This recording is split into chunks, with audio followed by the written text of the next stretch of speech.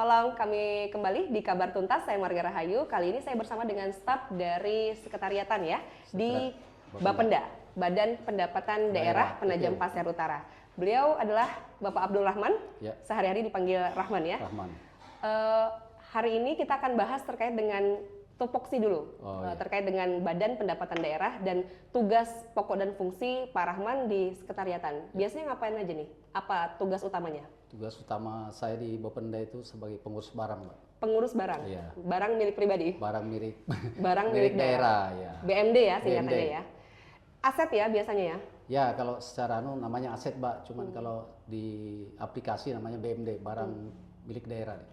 Banyak juga tentunya kan pemirsa kita yang belum tahu nih pemaknaan aset dari sudut pandang Bapenda ya, Badan Pendapatan Daerah. Aset itu dimaknai seperti apa Pak Rahman? Aset itu kalau di pemerintahan barang milik pemerintah yang diperoleh dari pengadaan atau hibah atau dari mutasi dari dinas vertikal dari pusat. Itu yang memang diurusi selama ini oleh Pak Rahman ya? Sudah berapa tahun mengurusi barang-barang milik daerah? Kalau di Bapenda baru berjalan 3 tahun, Pak. Baru berjalan 3 tahun. Lebih sulit mana nih mengurus terkait dengan perpajakan ya, manusia begitu, urusan-urusan kemanusiaan, atau barang milik daerah? Sepertinya lebih sulit kalau ngurus manusia, Mbak. Oke. Kalau barang ini statis saja deh, Pak. Statis ya, nggak gerak, nggak komplain. Nggak ada komplainnya juga dia. Nggak ada apa-apanya gitu. Tapi hal yang paling menarik selama 3 tahun ya mengelola tentang barang milik daerah, aset, apa yang Pak Rahman temuin? Yang paling menarik itu Mbak, kalau kita lagi keluar daerah Mbak. Oke, dinas luar. Rekon di luar daerah Mbak. Rekon di luar daerah? Ya. Apa yang paling menarik dari rekon itu? Yang paling menarik itu ya bertemu teman-teman pengurus barang, bisa tukar pikiran, curhat sama-sama pengurus barang. Karena banyak juga masalah di daerah-daerah lain. Iya. Itu Mbak masalahnya. Tapi kalau untuk publik ya, ini yang boleh, yang tidak boleh juga tidak disebutkan, tapi yang cukup diketahui oleh publik saja nih. Bagi Pak Rahman selaku pengelola aset atau barang milik daerah tadi, itu apa hal yang sering, permasalahan yang umum ditemui? Kalau masalah yang paling umum itu sering barang rusak sama barang hilang, Mbak. Barang rusak dan barang hilang. Kalau hilang ini kan susah, Mbak. Kalau kita lapor itu jadi temuan juga TPTGR, Mbak. Di sidang lagi tuh, Mbak. Sidang juga? Iya, sidang TPTGR namanya, Mbak. TPTGR itu kepanjangan dari? Tindakan penarikan. Lupa saya Mbak. TPTGR ya. Nanti kita browsing sama-sama di bawah ini. Lupa saya. Tapi sampai ada sidangnya lah? Iya, di sidang Mbak. Biasanya itu ketua sidangnya itu sekda Mbak. Langsung sekda yang turun tangan? Iya, langsung sekda. Terus yang di sidang itu ya yang bersangkutan sama kepala dinasnya biasanya. Barang kalau untuk yang selama ditemuin selama 3 tahun, ada yang sudah pernah disidangkan juga sampai sekda turun tangan? Mbak. Alhamdulillah. Belum pernah hilang soalnya Mbak. Berarti Pak Rahman termasuk yang amanah ya? Ya begitulah kira-kira. Oke, itu tadi tantangannya ya. Kemudian dalam kesempatan ini Pak Rahman mau menyampaikan apa nih untuk pegawai-pegawai ya, terutama dalam hal pengelolaan aset.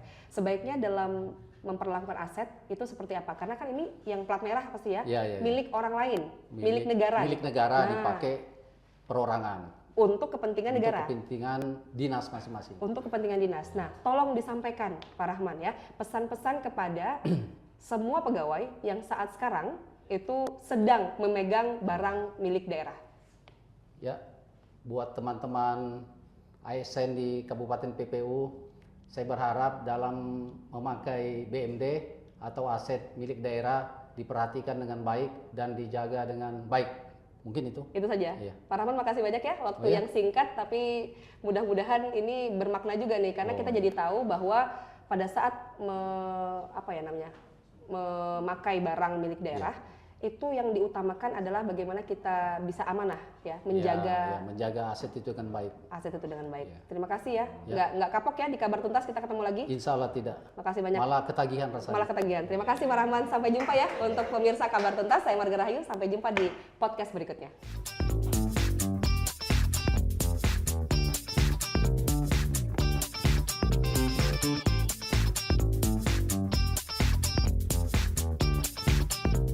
Assalamualaikum. Pemirsa Kabar Tuntas, kembalilah kita bertemu di hari Rabu ini dengan kedatangan narasumber yang cantik ini. Waduh.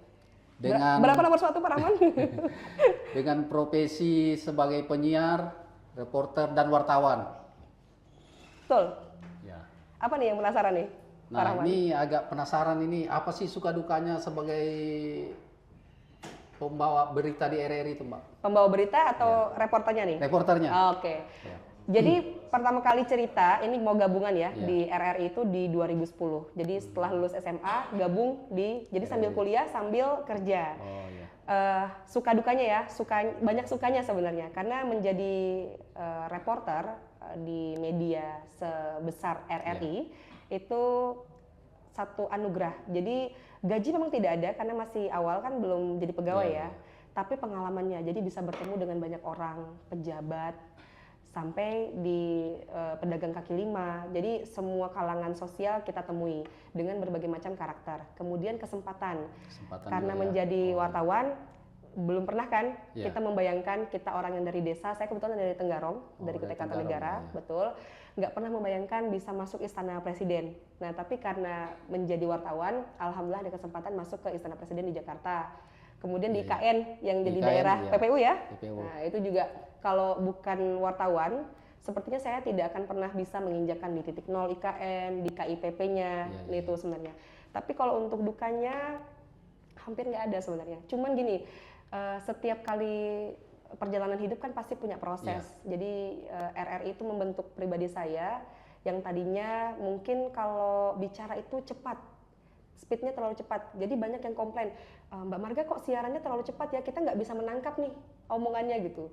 Nah jadi dari situ tuh banyak komplain-komplain. Nah mungkin dukanya kayak gitu aja. Jadi dalam perjalanan prosesnya itu yang membentuk karakter saya gitu, Pak Rahwan. Ya, saya dengar Mbak Marga ini juga sebagai wartawan. Iya. Nah, kalau tidak salah itu pernah dapat penghargaan. Iya. Penghargaan apa itu namanya, Mbak? Nah Lupa. benar. Iya, Jadi penghargaannya adalah anugerah jurnalistik Oh, Piala Adi Negoro. Itu Saya dapat ada kriteria untuk bisa dapat itu atau gimana, Mbak? ya, kriterianya adalah karena yang saya dapatkan tadi Iya. itu di tahun 2019 dengan penyerahan di Februari 2020 oleh Presiden Republik Indonesia Bapak Joko Widodo. Itu di Kalimantan Selatan waktu itu posisinya penyerahannya. Nah, untuk kriterianya sebenarnya membanggakannya adalah waktu itu saya bersaing dengan 98 paket dari radio-radio seluruh Indonesia. Jadi kriteria untuk reportase radio dia harus membuat berita mendalam sesuai dengan tematik yang diinginkan oleh panitia. Nah waktu itu saya ngangkatnya tentang judulnya itu lubang tambang pembawa petaka judulnya itu. Jadi mengangkat tentang cerita bahwa ada anak-anak yang meninggal dunia akibat lubang tambang yang menganga dibiarkan tidak direklamasi. Itu di daerah mana itu, Mbak? Masa anunya? Peliputannya Peliputannya itu? ya itu di daerah Samarinda dan Kutai Kartanegara. Jadi saya menelusuri langsung, ternyata memang saya menemukan lubang tambang itu yang menganga bisa dimasuki oleh orang umum seperti saya. Biasanya kan kalau daerah tambang kan harus ada pengamanan. Ada safety lah. Iya, itu enggak. Iya. Bahkan hanya ditutup oleh seng. Jadi saya bisa menemukan itu dan akhirnya jadi juara. Jadi juara itu. Iya. Oh. Setelah itu ada lagi penghargaan setelah itu, Mbak? Sebenarnya ada. Saya pernah jadi nominasi penerima kategori budaya untuk KPID Award. Bukan KPID Award, KPI. Jadi Komisi Penyiaran Indonesia KPI Award 2012. Kemudian jadi wartawan berprestasi juga tingkat Provinsi luar Kalimantan biasa. Timur. Terus jadi wartawan perempuan berjasa tingkat Kota Samarinda dan yang terakhir nih Porwanas. Oh, iya. Jadi Pekan Olahraga Wartawan Nasional di Kalimantan Selatan saya dapat medali perak untuk reportase radio. Untuk reportase saya kira di bidang olahraga lain ya. Bukan, bener. Jadi ada cabur jurnalistik reportase radio. Memang keahlian saya, alhamdulillah. Oh, iya. Ini kan Mbak tadi wartawan, reportase. Kegiatan sehari-hari selain itu apa lagi, Mbak? Alhamdulillah dengan kerja di RRI, Pak Rahman saya itu ngerasa terbuka semua jalan. Oh, iya. Jadi sehari-harinya tentu ibu rumah tangga ya, ibu rumah tangga juga karena saya punya anak satu. Kemudian di keseharian di luar kerja RRI, saya juga dipercaya dengan kegiatan seperti menjadi moderator, MC juga dan pengisi acara juga. Saya juga konten kreator, terus satu lagi ini konseptor, jadi kayak event planner, ya gitu. Wah, luar biasa dengan narasumber kita ini. Mungkin ada Mbak bisa disampaikan ke pemirsa apa manfaat sebagai wartawan itu, suka Boleh. dukanya apa? Boleh. Ya. Siap, Pak Rahman. Kalau teman-teman semua ingin menjadi orang yang bisa mencatatkan sejarah, Ya. jadi wartawan. Jadi wartawan. Karena wartawan itu kan pekerjaannya menulis dan menulis fakta di lapangan. Jadi kita ikut menjadi bagian yang menuliskan sejarah di daerah maupun di nasional ya, di Indonesia gitu. Oke, pemirsa Kabar Tuntas, mungkin ini apa ya? Akhir dari podcast hari ini dengan narasumber yang luar biasa ini, Ibu Marga Rahayu. Ya. Terima kasih. Assalamualaikum warahmatullahi wabarakatuh. Waalaikumsalam warahmatullahi wabarakatuh.